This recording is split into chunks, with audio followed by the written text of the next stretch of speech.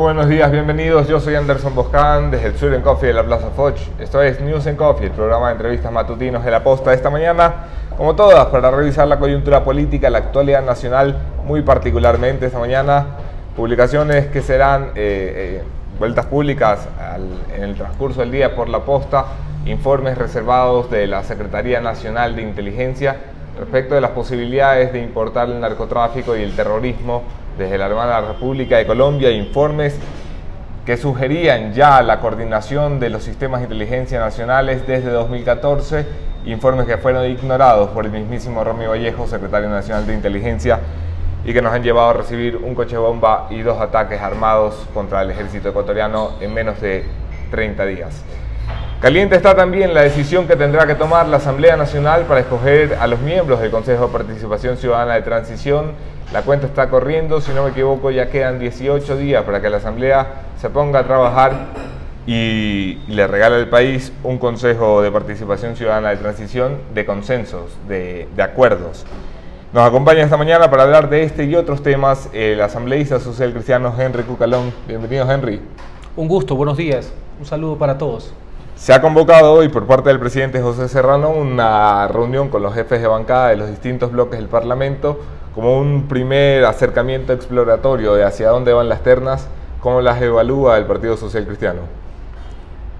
Hoy día efectivamente hay una reunión, yo diría más que informal, porque no hay una convocatoria expresa para tratar algo que debe resolverlo el Pleno, y en mi criterio lo antes posible. No solamente porque el mandato del pueblo nos dio 20 días para la designación, sino que lo antes posible los miembros del Consejo de Transición tienen que entrar a funcionar para que los señores corifeos del correísmo, el Consejo de Participación que fue cesado y castigado con el voto popular, se vaya finalmente a su casa y comience su labor que tiene 6 meses de evaluar a todo este andamiaje correísta que tuvo su práctica en los organismos de control. Eso es lo que quiere, eso es lo que el pueblo votó. Así que eso para mí es lo de fondo. ¿Cuál es el momento intermedio? El presidente de la República ha presentado unas ternas. En términos generales, ahí hay gente respetable, seria y capaz. ¿Se esperaba que las ternas fueran así? Mire, ya con todo lo que he visto últimamente, mire, no hay terna perfecta, no hay tusa que calce. Hay gente que quiere poco más, pues unas ternas celestiales. Pero dentro de lo que se puede, hay algunos nombres que sí valen la pena. Uno no puede desconocer a las personas que están ahí. Lo importante es ya llegar a los consensos, no en cuanto a los nombres, esa es la decisión que tienen los parlamentarios de votar, sino en cuanto al procedimiento. Pongo un ejemplo. Yo considero lo lógico es votar terna por terna. Tiene que haber 7 votaciones, son 7 designaciones. Cuidado, nos hacen un combo. ¿Hay alguien que quiere hacerle en combo? Mire, yo ya estos sistemas de votación, estas cosas, ya me doy ya por advertido, ¿no? Para echarse a reír nada más, que alguien quiera votar las 7 ternas en paquete. Rápido, convocarnos rápido. Hay una decisión política, en este caso el Partido Social Cristiano, María Guerrero, nos reuniremos para tomar una decisión, pero en lo conceptual estamos de acuerdo, hay que designar, esa también fue la orden que nos dio el pueblo, y que se pongan a trabajar. Eso para mí es lo de fondo. Se necesitan 70 votos para 69, que sí, los nombres sean pues reafirmados por la Asamblea Nacional, si no entrarán los primeros de cada terna, que sería un nuevo fracaso del Parlamento en sus tareas pendientes, pasando desde el juicio político y demás contra el vicepresidente Jorge Glass y demás tareas que nunca pudo realmente concretar. ¿Hay posibilidades de que el Pleno, desde como lo miran desde dentro, llegue a acuerdos tan amplios que lleguen a los 69 votos? 70? Yo creo que sí, creo que ese es el ambiente. Hay que ser consecuente también con lo que el pueblo expresó en el sufragio de la consulta popular, y ojalá que se dé lo antes posible. Hay que virar la página, ir a lo de fondo y dedicarnos a un asunto consustancial, como es el proyecto de ley que envió el presidente de la República, de conformidad con el último acápite, el anexo 3, en la ley de conformación, regulación y organización del Consejo de Participación Ciudadana. Ahí sí nos quiere meter gato por liebre. En eso sí amerita otro tipo de análisis, porque no estoy de acuerdo con el proyecto presentado. El presidente de la República ha remitido un proyecto de ley a la Asamblea Nacional en cumplimiento de la votación popular del domingo 4 de febrero. añadiendo algo que no nos habían contado hasta la fecha. Así es que el CNE va a hacer una especie de filtro con concursos de méritos y oposición antes de que 28 personas se presenten como candidatos al Consejo de Participación. ¿Por qué te opones? Por una razón muy simple, esa no fue la voluntad del pueblo. El mecanismo que se escogió de forma directa, no indirecta, porque no es una elección indirecta, nos guste o no nos guste, es que a través del voto universal el pueblo escoja a los 7 consejeros de participación. Lo que hace un consejo electoral aquí y en todas partes del mundo es verificar el cumplimiento del requisito de los candidatos, como pasa en las elecciones para asambleístas, alcaldes, presidentes. Una cosa es verificar la inscripción y otra cosa es seleccionar. Parece, suena en rima, pero no es lo mismo. Eso es un fraude a la voluntad del pueblo. El Consejo no tiene por qué escoger ni 28, ni 14, ni 62, ni 69. Ese no es su rol y eso no fue lo que consignó el pueblo en las urnas. Hay que encontrar, comprendo yo, que tampoco es una salida fácil. Esto es una coyuntura nunca antes vista, de que personas elegidas por el pueblo... 5.000 candidatos ahí, ¿cómo financian esta campaña? Como ese es el temor, insisto, de este tema, y hago una digresión. Yo nunca estuve de acuerdo con el Consejo de Participación. Fui uno de los que votó en contra de ese mamoteto jurídico que está en la Constitución de Montecristi, en los 444 artículos que sí me los leí, valga la aclaración. Puedo estar equivocado, pero en todo caso razono y motivo el por qué. Pero tal y como está el andamiaje constitucional, no se puede desaparecer. Si por mí fuera, yo lo desaparezco. Pero solo se puede hacer por una constituyente. Y lo que hizo el presidente al preguntarle al pueblo es cambiar la metodología. Porque se comprobó que lo que hizo el Consejo de Participación fue estatizar la participación y burocratizarla. Y en la práctica, cumplir a rajatabla los antojos y los caprichos del señor Correa. Ellos facilitaron la consolidación del modelo autoritario. Ellos fueron copartícipes. Y hablar de lucha anticorrupción, que es uno de los pilares del Consejo, nanay. Y peor, del mecanismo de fortalecimiento de la misma y de la participación. Pues bien, con ese antecedente y que nos vemos que el sistema de escoger por voto universal es mejor que el de concursos de merecimiento y oposición que terminaban ganando los de un mismo partido y en casi todos los casos personas salidas del despacho presidencial. Porque digo esto porque ahora veo que se quejan algunos en la asamblea que no les gustan las ternas, que reitero, no son perfectas, pero ahora parece que tienen... Ni perfectas ni ideales, pero potables y no impresentables. Exactamente, bastante presentables diría yo. Entonces, vamos al sistema universal, debatamos, llegamos a consenso, escuchemos a los ciudadanos, escuchemos a los actores sociales para encontrar una mejor fórmula y más consecuente con lo que el pueblo quiere y no con el presidente, poniendo más requisitos. Me explico, por poner un ejemplo, que permitan no llegar a un caos democrático, que es lo que todos queremos evitar, que haya una sábana de 5.000 candidatos que encima nos van a terminar costando a todos, a los contribuyentes, al pueblo, porque la campaña obviamente solo puede ser a nivel estatal, tomando en cuenta algo, que ningún partido político no solamente que no puede auspiciar, porque es ciudadano, no partidista, sino que aparte ni siquiera los puedes ni apoyar, ya no auspiciar, no puedes decir ni la A ni hasta la Z, va a ser una campaña bastante sui generis. Entonces estamos abiertos a la construcción de un nuevo proyecto de ley en lo consustancial que sea coherente y fiel a lo que manifestó el pueblo. Si no queremos 5.000 candidatos al Consejo de Participación Ciudadana definitivo, ¿cómo se pone un filtro allí? Hay varias ideas, no los tomo como verdad absoluta, esto hay que enriquecerlo, hay que trabajarlo, es el verdadero trabajo parlamentario, escuchando a la gente, actores, prensa, en todos lados. Yo le voy a poner varios ejemplos sencillos. Ya actualmente la ley, y es obvio, lógico, si tú tienes una sentencia ejecutoriada, te impide que tú seas no solamente candidato, funcionario público, pero si estos son los señores que van a luchar contra la corrupción, si estos son los señores que van a escoger a través de mecanismos a las personas que van a controlar al gobierno, porque son funcionarios estatales. Valga la aclaración, el correísmo pensaba que el partido, el gobierno, el Estado y el caudillo eran la misma cosa. Valga la aclaración. Lo menos que tú puedes pedir es que sean personas no acusadas por corrupción, porque cualquiera podemos ser acusados de corrupción y tener hasta indagaciones previas. Pero lo menos que puedes tener, y ya lo tuvo la Constitución del 98, es lo que en su momento se llamaba autollamamiento plenario, que ahora es autollamamiento juicio. Por poner un ejemplo, o sea, tú puedes poner no requisitos inconstitucionales, pero dentro de la ley tú puedes poner la mayor cantidad de requisitos que guarden coherencia con las funciones que van a tener. Otro, experiencia. Yo sí creo que se puede poner años de experiencia, porque si a los que van a elegir les pones requisitos, ¿cómo es que los que eligen no tienen absolutamente nada? Siempre y cuando no sean discriminatorios, inconstitucionales. Le pongo otro ejemplo. Si bien el mandato del pueblo, que está en el anexo 3, nos señala que no pueden ser auspiciados, adherentes, afiliados o directivos de partidos políticos, y es lo correcto, y nos da un macro concepto, que vengan de organizaciones sociales, de lucha anticorrupción y con probidad notoria, es una palabra muy discrecional, probidad notoria. Lo menos que puede existir es que esas organizaciones sociales primero sean nacionales, que sí las hay, con personalidad jurídica, nacionales, porque si no atomizaríamos mucho más la elección. Le voy a poner un ejemplo.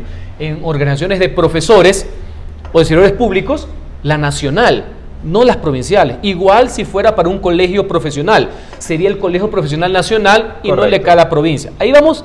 Y vamos, insisto, no creo tener la verdad absoluta, pero podemos ir... Pero hay forma de depurarlo sin meterle al CNE a ser juez. Pero por supuesto, antes de la elección. Eso es insostenible, eso sí no tiene ninguna coherencia. Y sería, si nosotros aprobáramos eso, sería imperdonable. Y yo no puedo defraudar la voluntad del pueblo de esa manera. Y podemos seguir hablando de requisitos de esa materia. La reunión que tendrán esta mañana los jefes del bloque del Parlamento es, si no me equivoco, la segunda de este tipo en el último mes.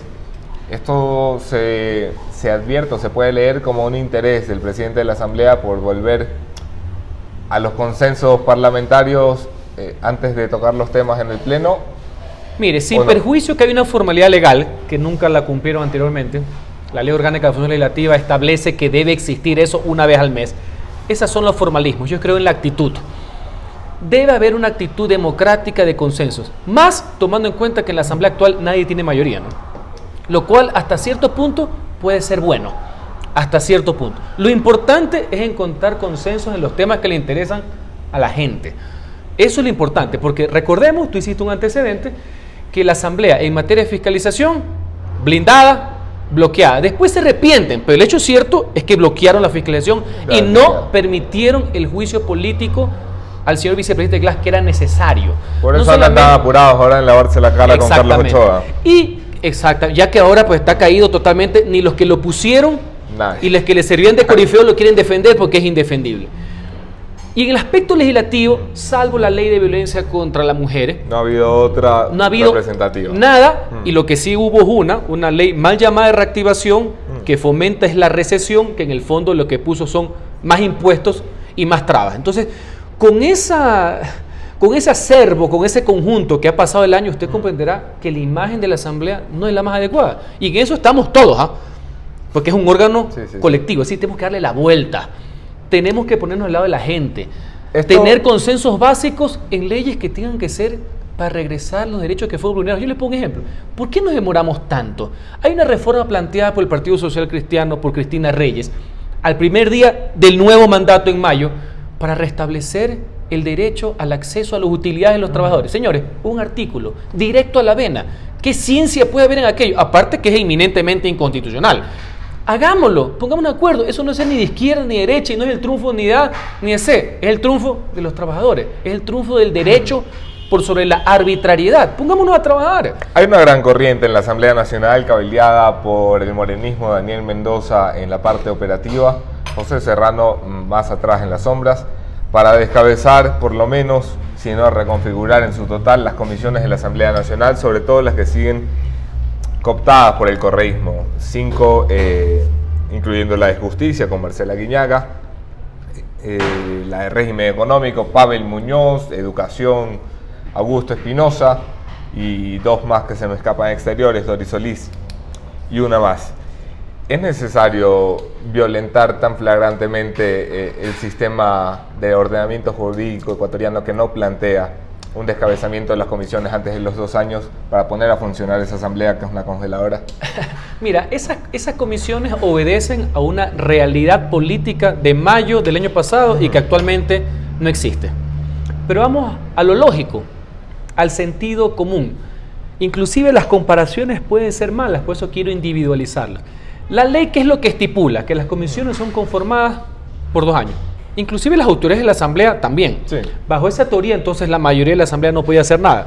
Claro que puede hacer algo. Lo importante es darle un fundamento a ese algo. No es que te cambio porque tú eres correísta y yo soy socialcristiano. No podemos caer en ese simplismo. No es lo adecuado. Es si estás o no estás cumpliendo. Si gozas o no gozas de la confianza. Si estás o no estás produciendo para que el pleno, que es la instancia máxima, que no son las comisiones y tampoco es ese CAL que a veces parece un congresillo. Congreso, claro. No. Es el pleno donde está consagrada la representatividad, pueda funcionar y generar las leyes o los procesos de fiscalización que se necesitan. Y vamos a poner un ejemplo. El problema del señor Espinosa en la Comisión de Educación, y que me parece correcto. Es que su compañero no quiere sesionar con él. Pero el problema no es que sea correísta, no. El problema es él. Él es un impresentable, él no puede dirigir la comisión, él maneja intereses inconfesables, él quiere poner su agenda y su visión por encima de la comisión. Y encima es una persona que políticamente hablando, no estoy hablando ni en lo civil ni en lo penal, es evidentemente responsable político de uno de los temas que tiene que ver con la educación, como fue el abuso de los menores. Políticamente, soy claro en especificarlo. Entonces, esa persona, al no gozar de la confianza de la mayoría, más allá que no haya un artículo legal en la ley para sacarlo, es obvio que si no goza la confianza no se puede trabajar y encima quiere chantajear, decir, primero me aprueban la ley como yo quiero y después me voy. Anda a mandar otro caso. Esto es el Parlamento. Aquí no se opera así. Entonces, hago la diferencia. Tú eres un abogado y muy pegado a la ley y esto es derecho público. No está en la ley, no está. Pues, simple, no van a sesionar y ahí viene el tema político, porque si fuera por ley, pues nunca cambiaran ni siquiera los presidentes del Congreso. Las mayorías son las que mandan. Ahora, las mayorías con una lógica, con una fundamentación, con una motivación, con una argumentación, que es pensando en la gente, no porque a mí me da la gana, porque yo quiero estar. Por eso nosotros aclaramos, en el caso de educación, la Asamblea Pali, a nosotros presidir no nos interesa. A nosotros nos interesa es destrabar, trabajar, producir, sacar leyes de educación superior que alejen el estatismo, esa mano intromisoria. Todas esas normas que vinieron en combo por el Código de Ingenios que hace, entre otras cosas, que universidades como la Santa María de Guayaquil tenga que cerrar, me explico, y trabajemos sobre eso. En otras comisiones veo que ya han bajado el volumen y entienden que su realidad política ya no es la misma, que ya no pueden ordenar, que tienen que consensuar, no solamente porque ya no tienen los números, sino porque esa es la forma democrática en un parlamento, no en un ministerio de un gobierno totalitario, de manejarse en la actualidad. La posibilidad de consenso, siempre se habló de una agenda legislativa. El día que se propuso esto en el Pleno, José Serrano decidió mirar para el techo, echar abajo la sesión y enterrar la posibilidad de que el Parlamento parlamente y debata la posibilidad de tener una agenda legislativa, por lo menos, acuerdos mínimos y puntuales.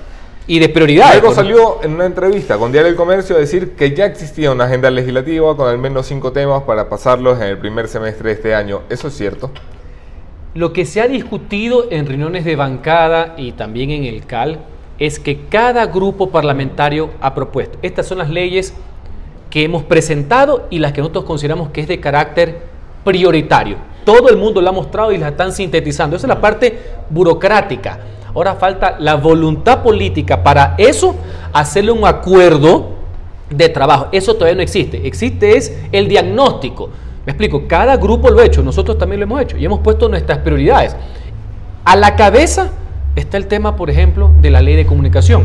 En los próximos días presentaremos, cumpliendo nuestro compromiso, no solamente electoral, sino moral, y que lo hemos venido sosteniendo, un proyecto de derogatoria parcial de la ley de comunicación. Y hay otros proyectos del Parlamento también sumamente positivos. Lo importante es ir hacia todo lo que contraviene los principios de libertad de opinión y expresión. Entonces le pongo un ejemplo. Entre todas las bancadas de la oposición hay un consenso que más allá de quien lo haya presentado o en mínimas diferencias, la ley de comunicación tiene que ser tramitada no solamente en este año, en estos meses. Hay unos que pensamos una derogatoria, hay otros que piensan en pinceladas, el morenismo cree en ciertas reformas, etcétera, porque claro, ¿cuál es el problema, Anderson? Si bien creo que el presidente Moreno no se despierta pensando en qué periódico cerrar, es claro que el andamiaje institucional que permitió eso está ahí. Y qué bonito tenerlo por si acaso, ¿no? Está intocado y eso no es correcto.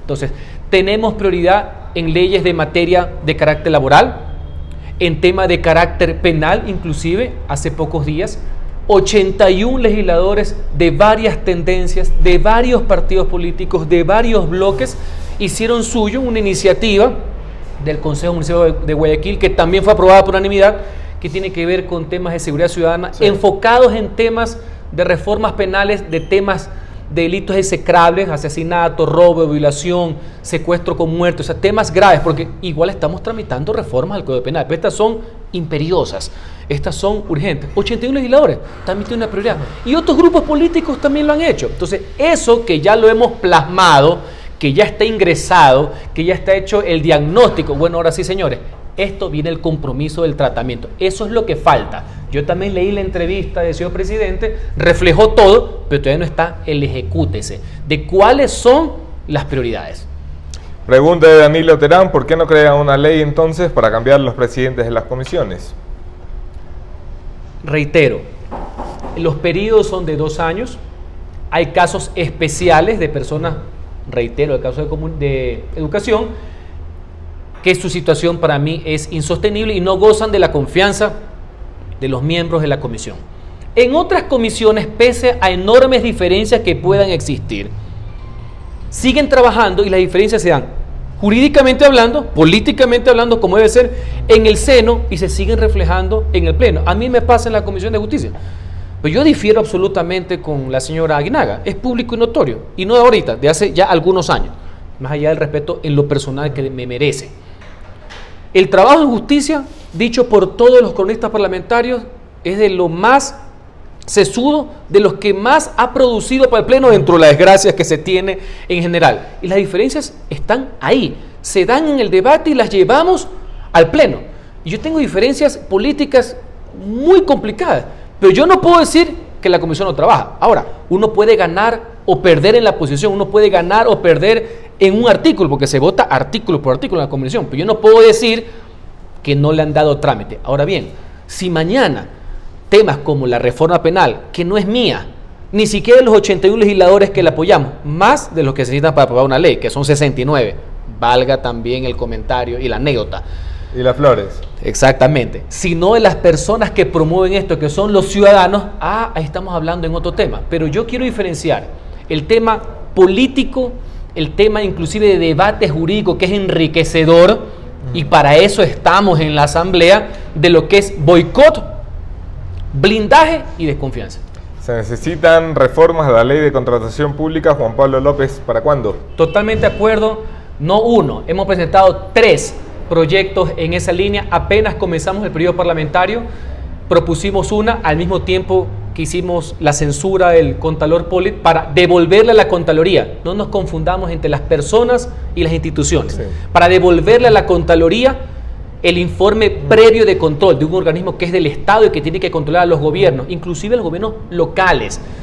Yo hago una reflexión. Si antes el correísmo, Ecuador vivía una institucionalidad débil, porque no nos vamos a engañar, no hay que ser demagogos, ya era débil, usted comprenderá qué fue lo que pasó. Todo esto fue sistemático, fue deliberado en debilitar todo, concentrarlo todo, y ese pues fue el caldo de cultivo, que ya de por sí que existían procesos de viciados de corrupción, que la corrupción pase a ser institucionalizada. Porque no le entregan al país herramientas para que se pelee contra la corrupción de verdad, leyes de extinción de dominio, capacidades. Para terminar, en contratación pública, general del Estado. En contratación pública, nosotros, la Seis María Guerrero, fortalecimiento de la Contraloría, jamás debilitamiento. También presentamos otra reforma puntual para evitar el dedo. Aquí todo es a dedo, con el cuento que proveedor ni sé cuánto, con el cuento que todo es a dedo. Ni qué decir de las famosas contrataciones directas por monto, en los cuales las empresas chinas pues han sido las mayores beneficiarias de la lotería de la contratación pública. Todo eso ya está presentado. Esa es otra de las prioridades, son aristas. No es que con eso se elimina la corrupción, no caigamos en ese facilismo. Son herramientas, son instrumentos que bien ejecutados, las herramientas para que peleen. Siempre fortalecer, y no nos confundamos que mañana una persona cometa un ilícito poniéndolo como que es la institución. Una cosa fue el Contralor que falló políticamente censurado y jurídicamente sentenciado, y otra cosa es la institucionalidad. Así que en esa línea hay las leyes. Vamos a aprobarlas. ¿Por qué todavía no se elimina la tabla de consumo de drogas? Ese fue un proyecto que presentaron al inicio de la legislatura. Seguimos trabajando en el tema. Para que veas cómo van saliendo, me gusta interactuar así. Otra de las prioridades que hemos puesto, porque hemos presentado varias reformas penales, y una de esas presentadas por el bloque, dentro de los cuales lo lideran Vicente Tallano y Mayra Montaño La Bombón, correcto, en lo que se refiere a la eliminación de la tabla de drogas. Ese fue el motivo de la reunión que hubo con el presidente de la República, Cynthia Viteri, el doctor Vicente Tallano, y quien le habla, para tratar ese tema. Ese es un tema que no es partidista, es un tema de los ciudadanos, es un tema de la gente, es un tema de los jóvenes. Me explico, es un tema de salud pública. Aquí no puede haber ninguna divergencia. Para variar, eso fue, creo que en junio, han pasado algunos meses y seguimos en las mismas. Es más, todavía no se ha tratado ni siquiera en la comisión. Esas son las prioridades. Si dentro de esas prioridades puede haber diferencias en ciertas modalidades, como le expresó la ministra de Salud en el momento. ¿De quién es la culpa del bloqueo, Henry? Porque hay cosas que están obviamente presentadas desde junio de este año. Pero obviamente la mayoría, porque ¿cuál fue el problema de fondo? La mayoría que existía en ese momento, la de los 74, que ya no existe. Ellos confundieron sus problemas, que son propios de los partidos, confundieron sus problemas con los problemas de la gente, con los problemas del país. Confundieron la llegada, la venida de Correa con los problemas del ciudadano, y peor con el ciudadano de a pie. Y eso hizo que la asamblea quede bypaseada, con una agenda retaseada, porque vivían el día a día. Porque lo que llegaron de una manera el 14 de mayo, de repente en el fragor, no es que solamente no permitieron que haya un juicio político al vicepresidente, lo cual la historia y el pueblo lo juzgará, sino que no les quedó otra, a cortapisas, de mala gana, que autorizar su procesamiento penal. Y lo hemos conversado, en estricto derecho, es peor que a ti te autoricen tu enjuiciamiento penal por parte de un parlamento, que te inicien un proceso político. Porque en lo político tu sanción es la pérdida de tu puesto, una sanción moral, una sanción ética, política. En el mundo penal tu sanción es la pérdida de tu libertad, pues comenzando por ahí. Pero todo eso, yo no sé hasta qué punto estas complicidades o no, o el tema se le fue la mano, no entendían la profundidad de la corrupción y el rol que tenía que tener la Asamblea de tener a un vicepresidente que algunos de esos 74 pensaban que iba a ser presidente de la República y que hicieron campaña hace un año por él, que lo tengan tras las rejas, sabiendo que no solamente hay un tema de asociación ilícita, sino que se viene en cascada, por más que hagan plantones, algunos temas que se prepare para unas décadas. Jaime Navarrete, ¿qué va a hacer su bloque con las últimas revelaciones del ex contralor Carlos Polip? Esas revelaciones, entre comillas, que es la confirmación de que aquí la mitomanía se ha convertido ya en una enfermedad de cierta clase. ¿Por qué no lo dijo durante los 10 años? Aquí parece que hay un ajuste de cuentas para desacreditar a quienes son sus acusadores, que tienen que ser evaluados por el Consejo de Transición, Contralor y fiscal, y también fiscalizados, porque los correctas nos quisieron vender la historia de que el Consejo de Transición le va a quitar atribuciones a la Fiscalía, a la Asamblea. Ellos que nunca fiscalizaron. Y nosotros también, que podemos hacerlo al mismo término. No es que ellos evalúen y nosotros concretamos, podemos hacerlo al mismo término o inclusive fiscalizar sin que ellos evalúen. Sí, evidentemente. ¿Por qué no lo hicieron durante los 10 años? Lo que quiere es desacreditar a quienes son sus acusadores. 1 y 2, darle mayores elementos para que el Consejo de Transición los termine evaluando y cesando finalmente de cuenta. Lo de fondo, el señor, que es un sentenciado ante la justicia, está revelando en detalle algo que conceptualmente todo el mundo sabía, que había todo un sistema propiciado desde el correísmo que sirvió de caldo de cultivo para la corrupción, pero eso a él lo hunde más, porque él no era analista, pues. Él no era opinólogo. Él era parte de la banda de criminales que gobernó este país. O la persona ideal o cómoda para el poder de ida y de vuelta. Era cómodo tenerlo para el presidente él y él viceversa, pero él debe haber denunciado, pues ese es su papel. No es este papel de Hoover criollo que yo me guardo los papeles y los utilizo cuando los necesito. No. Por ahí no va la película. Hasta por eso tiene faltas de omisión. Y en lo que revela que en algunas cosas son temas que ya se venían tratando, como el rol que tenía el entonces asesor presidencial y mano derecha del correísmo y tuitero bastante duro llamado Vaca, y que ahora es el fiscal que, sin perjuicio que en el tema de Glass lo ha manejado de una forma que la gente no esperaba, me incluyo, eso no obsta de sus responsabilidades cuando fue parte del correísmo y de toda la amalgama de cosas que tiene que hacer el fiscal con toda la trama institucional de corrupción. O sea, el tema de Glass a él no lo termina salvando. Estoy hablando políticamente hablando. Sí, sí. No estoy hablando desde el punto de vista penal, pero cada uno tiene que establecer las responsabilidades. ¿Qué hay de Alexis Mera, secretario jurídico de la presidencia, la confirmación, a quien Carlos Poli indica la responsabilidad de haber, con toda la intención del caso, eliminado el informe previo de examen de Contraloría? Ya hubiera querido que se lo diga en ese momento a la cara, y no es ninguna revelación. Eso fue en el año 2008. Claro. Nosotros nos quejamos, presentamos escritos, publicaciones ante la prensa, el bloque legislativo, yo no era parte, lo hizo.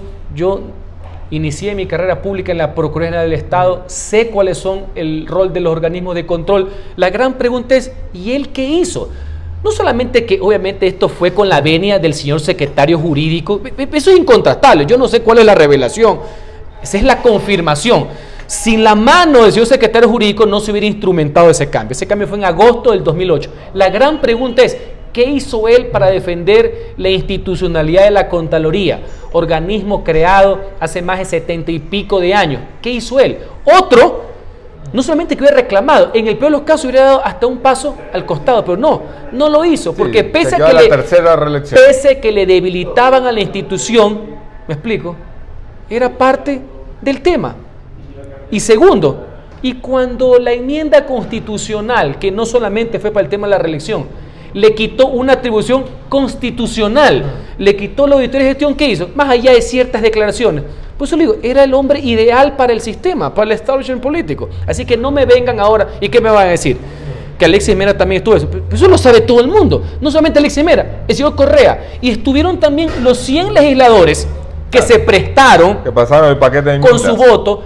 Y la comisión de enmiendas, que ahora veo que algunos y algunas, como les gusta decir, la han pasado de agache, no han tenido ni siquiera la interesa de defender lo que hicieron ahora que el pueblo les ha dado una bofetada democrática.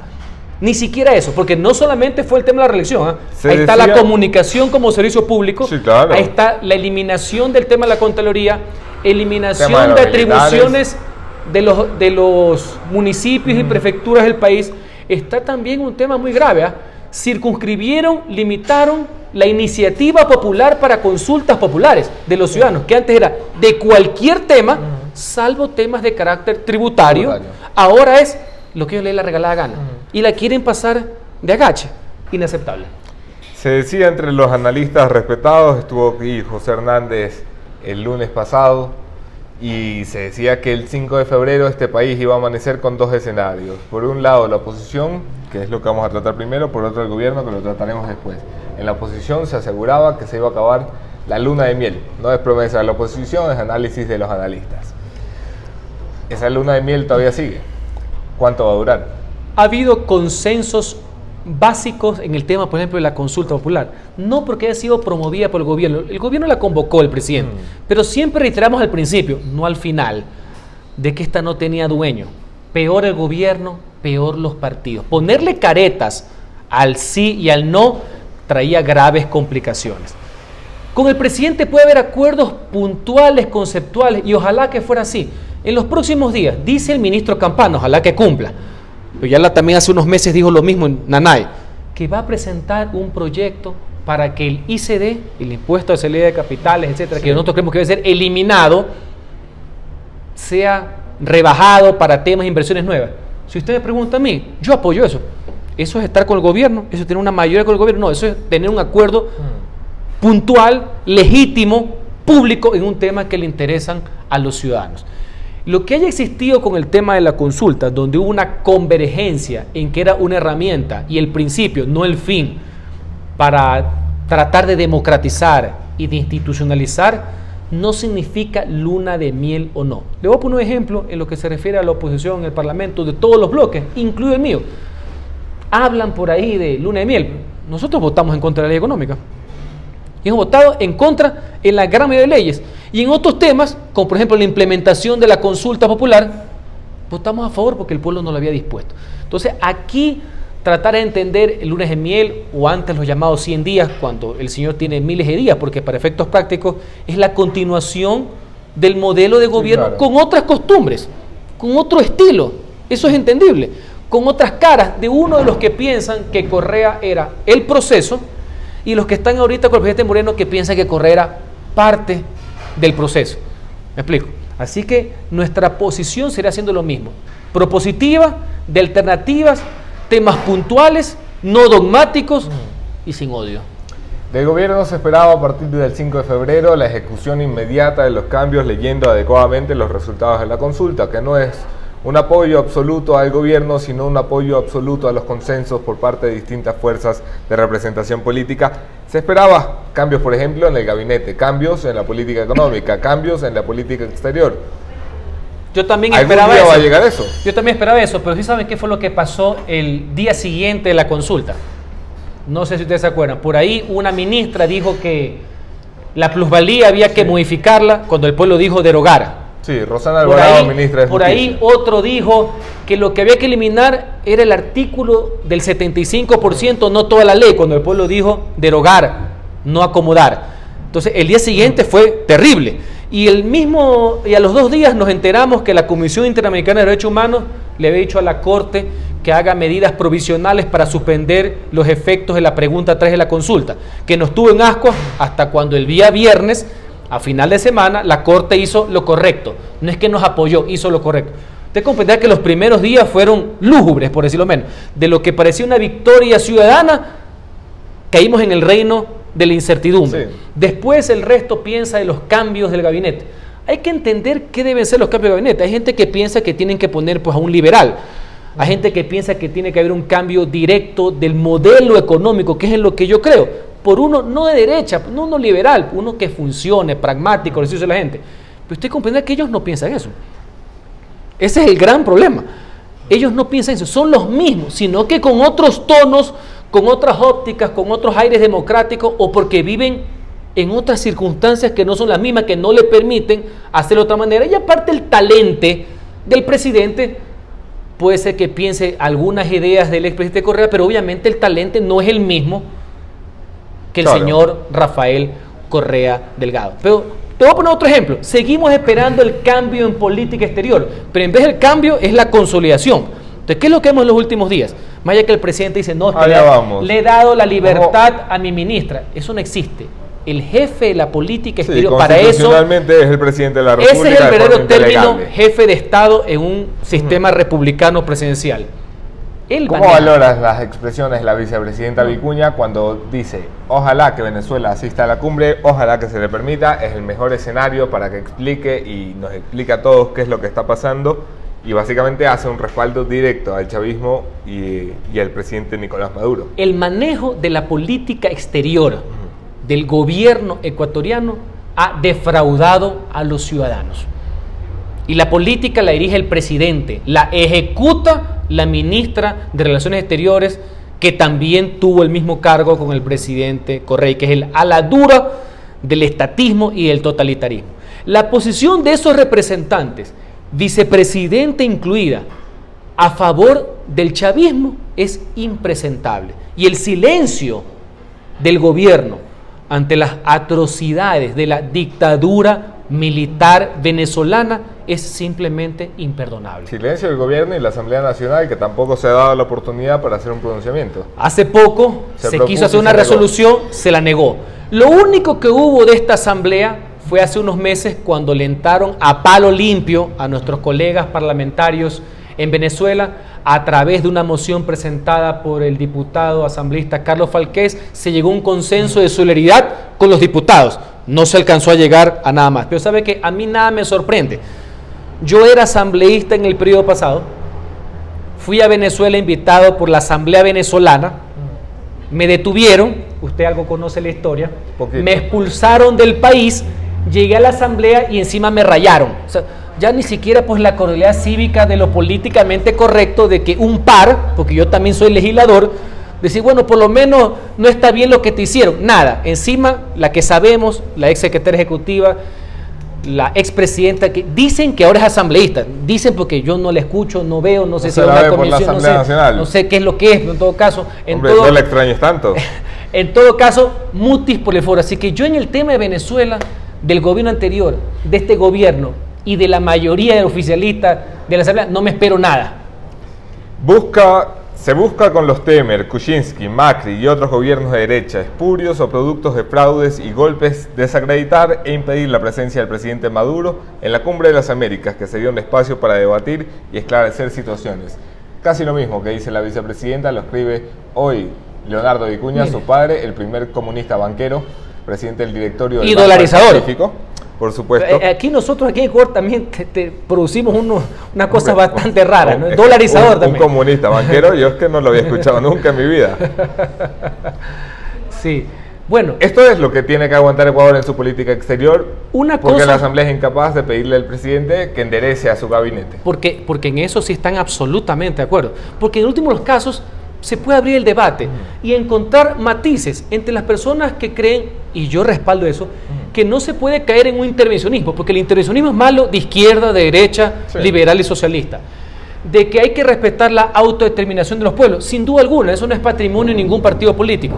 Pero otra cosa son valores elementales de lo que está sufriendo y la tragedia que sufre el pueblo venezolano. Yo me hago el ejercicio a la inversa. ¿Usted se imagina si pasara esto con el señor Carlos Andrés Pérez, por poner un ejemplo? No lo estoy defendiendo en absoluto. Lo que hubiera lloriqueado pues el otro sector. No hay palabras, no hay dialecto, no hay idioma, no hay lengua viva, no hay palabras que hubieran reflejado lo que ellos hubieran dicho. ¿Estamos claros? Entonces, esos valores de derechos humanos que merecen el rechazo y la crítica, lo cual no significa que yo quiera decir cámbiame al ministro tal de defensa en tu gobierno extranjero, porque eso no cabe, no se debe, no tiene nada que ver con lo que está haciendo el gobierno. Una posición como turro sinuosa, por llamarlo así, de una forma light. Y generosa. Recta final de la entrevista, Henry Cucalón, asambleísta por el Partido Social Cristiano. Gracias a ustedes por sus comentarios, sus preguntas, sus likes, sus compartir y todo lo que hacen por nosotros cada mañana. Secretaría Nacional de Inteligencia. Hoy La Posta publicará unos informes reservados, como lo anunciaba al principio de esta entrevista, al inicio de esta entrevista. Desde 2014 se advierte la posibilidad de que el narcotráfico, los disidentes de la guerrilla entren a territorio ecuatoriano, empiecen a dominar negocios ilegales y crimen organizado y nos lleven a situaciones de terrorismo y violencia producto del narcotráfico. Todas las recomendaciones incluidas por el Secretario Nacional de Inteligencia fueron ignoradas por el mismo Secretario Nacional de Inteligencia. Hemos tenido un coche bomba y 2 ataques al ejército ecuatoriano en menos de un mes. ¿Aquí hay seguridad nacional? Para eso debe servir las labores de inteligencia que existen y funcionan en todas partes del mundo, para prevenir lo que se denomina delitos contra la seguridad del Estado, 1, y 2, prevenir actos de violencia entre el Estado y sus ciudadanos. Pero ¿sabes por qué no los ejecutaban? Porque al mismo tiempo que elaboraban estos informes preocupantes, que ahora se hacen públicos, estaban más preocupados de los mismos informes que hacía la Senaín para ver quién eran los adversarios, quién iban a ser los candidatos, para leer encuestas pagadas con fondos del pueblo de aceptación o no de partidos políticos o de candidaturas, que eso no le corresponde a los servicios de inteligencia. Entonces tú te das cuenta que esto es una negligencia manifiesta, porque mientras se dedicaban a perseguir a los que no les gustaban, los otros, los verdaderos enemigos del pueblo y del Estado, que son los crímenes, lo transnacional, me explico, el terrorismo, que no es ni siquiera cualquier tipo de delincuencia, que para eso está la policía, bien, gracias. Esto es una prueba más de que los servicios de inteligencia, tan criticados por el presidente Correa, después de los hechos de Angostura, solo sirvió de pretexto, una vez más, para concentrarlos, para sacarlos del eje de las Fuerzas Armadas y para ponerlos a servicio del interés político partidista de turno. Esta ha sido la conversación con Henry Cucalón. Gracias, Henry, por estar aquí. A ti. Qué gusto. Gracias a ustedes por conectarse, por estar pendientes. Quédense con La Posta. Hoy los documentos de la Secretaría Nacional de Inteligencia, el secretario Romeo Vallejo, por favor, se hablaba hace una semana de su salida de la Secretaría, la ha desmentido.